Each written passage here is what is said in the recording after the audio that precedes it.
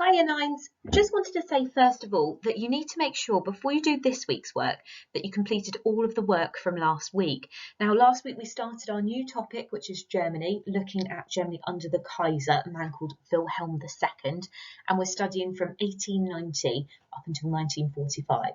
So in this first bit, this kind of first few weeks of the unit, we're going to be studying what it's like between 1890 and 1918. Now, last week you should have done some notes on how Germany was ruled. You should have seen about how the Kaiser was really powerful, and then you started to look at what the Kaiser was like as well, and we got a bit of an idea of his personality. Now, if you haven't got any of those notes finished, it's really important that you go back and you do that work. Now, you should be able to go back and find it on Show My Homework, but just in case you can't, there's a link there which will take you to the work for my group from last week. It doesn't matter if you're in Miss Bowden or Miss Eglin's group, it's the same work. So whichever group you're in, if you haven't got that work done, please do that first, and then we're going to move on to a new mini topic. So first of all, we just need to write down our title for today, which is what problems did Wilhelm face during his reign? So today we're going to be looking at problems like industrialisation, the rise of socialism, and a political party that caused lots of problems for Wilhelm, which was the Social Democratic Party. Okay, now last week we learned a little bit about the Kaiser and his personality, and we saw that he's somebody that very much valued the military, that was very much about status. Potentially because of his childhood, he felt he needed to prove himself. Now, he had three main aims that we're going to be looking at. The first one is that he wanted to make Germany wealthier through industrialisation.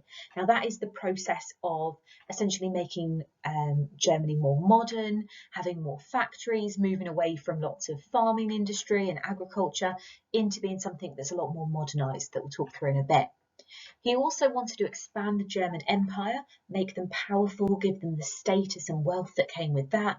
And lastly, he wanted to rule successfully. He didn't want to have to deal with problems of uprisings. He wants to keep the working people on his side, but at the same time, he needs to keep his traditional supporters happy, the people that help him rule. So that is the elites, very wealthy people, the leaders of the army.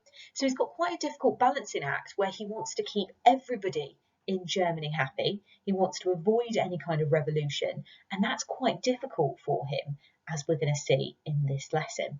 So what I'd like you to do is just to write down a little subheading of the Kaiser's aims and then underline it, and then you just need to write down those three aims there.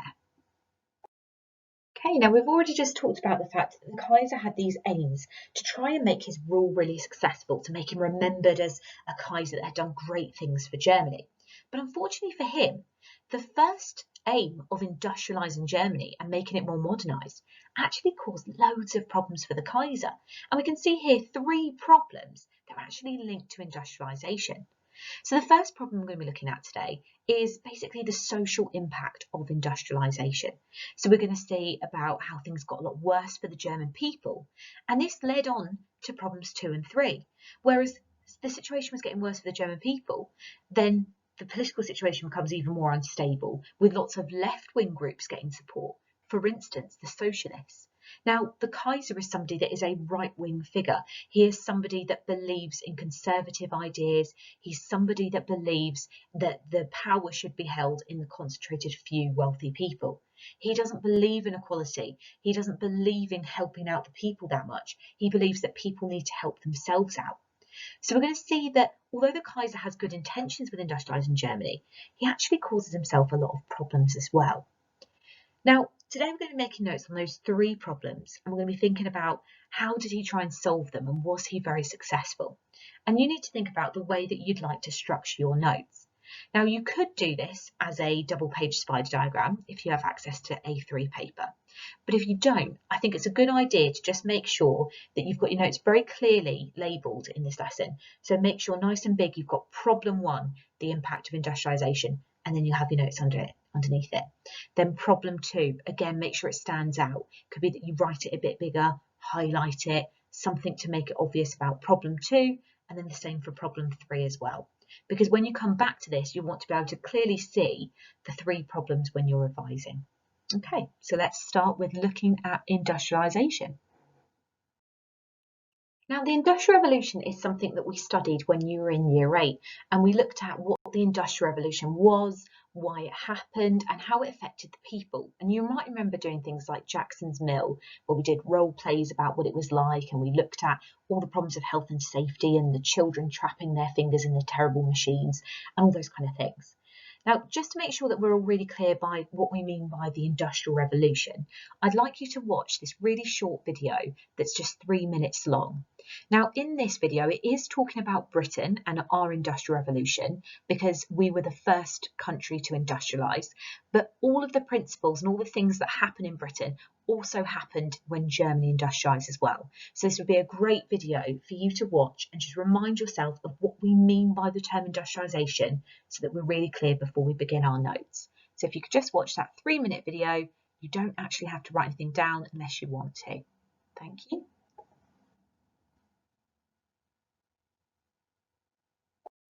Okay, so you've now watched that video about what an industrial revolution is, and you've seen that Britain experienced an industrial revolution before Germany. Now, under the Kaiser, Germany did actually industrialise fully. It went through its own industrial revolution. So we can see the impact of the Kaiser and how he pushed this industrial revolution by looking at the figures of how much steel that each nation was producing. Now, in 1880, so that is 8 years before Kaiser Wilhelm becomes the Kaiser, Germany was only producing half as much steel as Britain. However, as a result of Kaiser Wilhelm II's rule, by 1914 it was producing over twice as much as Britain. Now, not only do they have those kind of figures that show that they're doing better than Britain, when it comes to things as well like coal and iron, they're producing as much as Britain as well. So they're producing lots of different goods at either the rate of Britain or higher, which shows that actually they've industrialised really successfully. Also, some other figures that prove that Germany's industrialisation was successful is that by 1914, they produced 1/3 of the world's electrical goods. Now, its telephone system was one of the most advanced in the world, but they were also world leaders when it came to things like the chemical and steel industries. So essentially, Germany was successful in comparison to all other nations, not just in terms of Britain. Now, this was really, really good for their economy. It made them lots and lots of money, but it also meant that because of this agricultural revolution and because of all these new goods that were produced and people living in these new industrial towns, it ended up where the population grew quite substantially, just like it did in Britain. So their population went from 40 million in 1871 to 68 million in 1914. Now, that was great for them in some ways because it provided them manpower for the growing industrial cities, but it was also really bad for the people because when your population increases that much in a short period of time, it's really difficult to actually look after them well. So you've got to think about things like homes. They were mass produced much more quickly than before. And that actually caused some real problems with overcrowding. There were lots of issues in these new cities with the conditions and diseases, things like that. So industrialisation, great for the economy, but we're going to see it's not very good for the ordinary German people that live in these new industrial towns. Right, so now that we've looked at what the problem of industrialisation was, we now need to try and do something a little bit harder and think about why would this be a problem for the Kaiser. Now, thinking about these types of questions and applying your knowledge is what will get you to those kind of top grades of a grade 7, 8 or 9.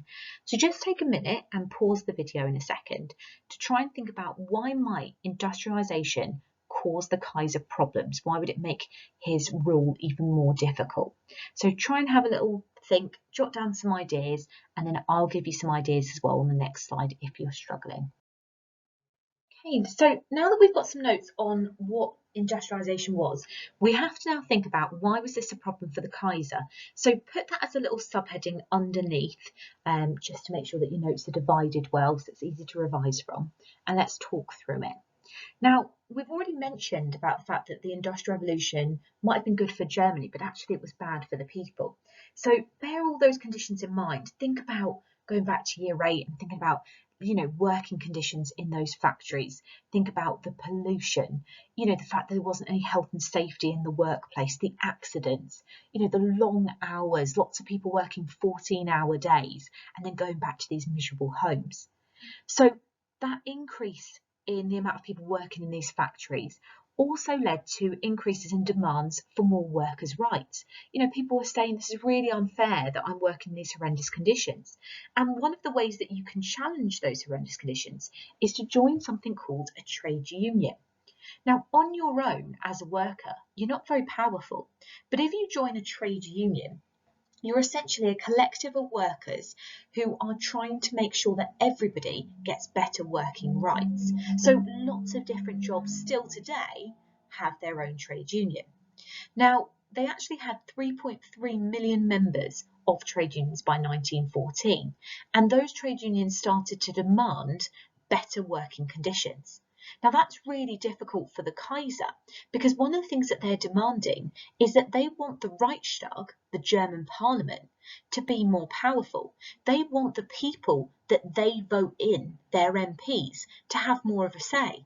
And if you think back to last week and actually whether the Reichstag was very powerful, we saw that, there was the Reichstag, but actually it had no say. It couldn't actually make up laws. All of the power was essentially rest in the hands of the Kaiser. So this is a real problem for the Kaiser because all of a sudden we get workers joining these big groups of powerful workers called trade unions, and they start making demands where essentially they want to change the balance of power in Germany and they want more of a say. And that doesn't really go with what the Kaiser believes in. So this is a really big problem for the Kaiser, and it all stems from the Industrial Revolution. So I'd like you just to make some notes underneath that little subheading about why this was a problem for the Kaiser. Right, so now we're going to look at problem number 2, and that is that German politics and the political situation was becoming more unstable. So I'd like you to put that as a subheading very clearly in your lined paper or your books, wherever you've got it. Make sure it stands out as the second problem. Now, essentially, just some details about what this problem was. We know that the Kaiser believed in autocracy. We know that he believed that he should make the decisions. Yes, he had a chancellor, but actually the chancellor was always somebody that listened to his ideas. So he's used to being able to make all of the decisions himself, but all of a sudden at this point, there starts to be new political parties, and even existing political parties are starting to make more demands. They're starting to get a bit more organised, they're starting to be more important to the people, and actually he's finding that there's a bit of a shift from right-wing politics to left-wing politics. Now, the Kaiser, if we think about where he fits on a political spectrum of views, he is a typically right-wing person.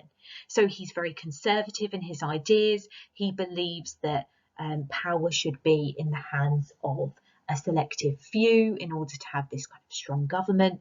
And now all of a sudden, there's this growth of support for left-wing parties like the socialists, and they believe in things like equality, and actually they want power to be more fairly distributed. So that causes some problems for the Kaiser, and I'd like you to just make some brief notes about this problem number 2. Just like last time, I'd like you to try and think about this problem that you've just made notes on. Why would this cause issues for the Kaiser? So try and think of some ideas, jot down what you've got and what you can think of, and then add to it using the next slide when I go through some points that I would put. Okay, so now we have to think about why it's a problem for the government, why it's a problem for the Kaiser. Now, we've already mentioned about the fact that there's a lot of left-wing support, and this is a worry for the Kaiser as somebody that is right-wing. Essentially, he's worried that these people could try and overthrow him. Now, there's a lot more people that are left-wing MPs that are now voted into the Reichstag, German parliament. Now, the Kaiser doesn't have to pass laws through the Reichstag, he can bypass it, but it's the usual route that he would use to pass laws, through that and the Bundesrat. Now, at this point, the Reichstag is actually not necessarily passing the laws that he wants because there's more socialist MPs and they don't agree with the Kaiser's policies. And therefore, the Reichstag has more influence over German politics than it ever has before. The Kaiser doesn't want it to have very much influence. He likes it when essentially only him and his closest advisors and his closest friends control the political situation. So essentially, it's about the fact that the Kaiser is losing control of the German government. Now we move on to problem number 3, the rise of socialism. Now you can't really separate this from problem 2.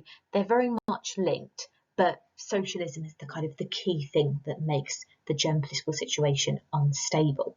And we've already mentioned who the socialists were already, but essentially they are people that are campaigning for better working and living conditions. So they say to the ordinary working class people and people generally across Germany, if you vote for us and you support us, we will try and improve ordinary people's lives. We'll try and make sure that there is better safety in the workplace. We'll introduce things like pensions. We'll ensure that there's more equality for the people. So essentially, they're saying we'll try and make sure that the power and wealth of Germany is shared. Now, for a lot of German people, for ordinary people, that is a really attractive idea. For people that have never really had any money, any say, all of a sudden the idea of being taken care of is a great idea for them. However, as much as it's so appealing to the working classes, to the middle and particularly upper classes, it's quite a scary idea. They don't want to share power. They don't want to share their wealth, because if you're going to pay for things to help the working classes, you're really going to need it through things like taxes in order to raise that money to be able to pay for it. So there's a real tension and divide in Germany between a lot of working class people that support the SPD and these upper class people that don't want to share their power and their wealth. But nevertheless, there are a lot more working class people in Germany than there were upper class people, and approximately 1 in 3 Germans started to support this party of the SPD. Now, most of them just want things to be a little bit more fair. They just want equality to some extent. But there are some more extreme people within the socialists that actually want to start a revolution.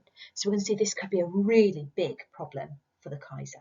So I'd like you just to make some notes on this about problem 3, the rise of socialism. So for a final time, you just need to jot down again some ideas about why would the growth of socialism threaten the Kaiser? Why would it cause problems for him? So just pause it, make some notes, and then double check what you've got against what I've put on the next slide. And if you're missing anything, you can add to it. So the growth of socialism is a really terrifying problem for the Kaiser, because it shows that the German public support ideas that he doesn't believe in. And the fact that 1 in 3 Germans are supporting and voting for this party is a really big deal for him. Now, he's incredibly worried about the threat of a revolution. He's really scared that at some point he could be overthrown. Now, it happened a long time before, but in Britain, we had our own revolution where we ended up killing our monarch. The same happened in France when they ended up killing their king. So he's really, really scared that something like this could erupt if the working class people and, the population of Germany supports it. He could lose his position and he could lose his life. So he's really worried about this, and he does actually introduce some socialist reforms to help the working classes to try and keep them happy enough that they don't start a revolution. He doesn't agree with those changes, so already that shows you that the Kaiser thought this was a really big problem that he needed to deal with. And we're going to see whether or not he's successful on the next slide. So a nice quick task for you now. We're going to be doing a ranking activity. So I'm going to be asking you which one of these 3 problems that you've studied would have been the biggest, the most significant problem for the Kaiser. Which one would have worried him the most? So we've got about the social impact of industrialisation, the political situation becoming more unstable, and the growth of socialism. So what I'd like you to do is rank them in your books or in your lined paper. Number 1 is the biggest problem, number 2 is the second biggest problem, and number 3 is the third biggest problem. And once you've done that, you then need to justify your decision. So let's say you put socialism as the number 1 problem. You need to explain why you chose socialism as the biggest problem. Why would that be the greatest threat to the Kaiser? Now, you can't be wrong. This is about your opinion. All 3 of them are massive problems. So pick which one you feel is the biggest problem and then explain why. So moving on now into a small last part of the lesson, we're going to be thinking about how did the Kaiser try and deal with socialism? And I'd like you to try and write that as a subheading in your books. Once you've done that, you're going to need to read this information that's here. If you're struggling to see it on this PowerPoint, you can download it from Show My Homework. It's called Week 2 Kaiser Solution Info. And all you have to do is read this information, and then you have to try and answer these 3 questions in full sentences and as much detail as you can. Because remember, the better your notes are, the easier it is to revise from. So you're going to be looking at the kind of acts and measures that the Kaisers passed to try and keep the socialists happy. They're all in here. You're then going to think for question 2, did those acts work? And there's some information in the second paragraph here. And then lastly, you need to write about how the Kaiser also tried to distract the German people, and you'll find that information in the third paragraph. So I'd like you to try and answer those in full sentences. Off you go. Okay, so final written task that I'd like you to do is I'd like you to answer the question, did the Kaiser successfully deal with his problems? So within this answer, you're going to want to consider which problems or aspects of problems he dealt with successfully, and also you might want to think about any problems that still remain. Now, if you can, you might have some suggestions of what he should have done differently, but don't worry if you don't have any suggestions. Just focus on answering that question of, do you think he dealt with his problems successfully? Essentially, did he solve all 3 of those problems that you made notes on earlier? Okay, so final task for today, I'd just like you to do the short quiz that's on Show My Homework. This is just testing your knowledge of what you've learned from today. Just remember you're allowed a maximum of 3 attempts. Try and get 100% if you can. But if you don't get at least 70%, make sure you do have a second go, but only after you've read your notes. Okay, well done for doing the work today.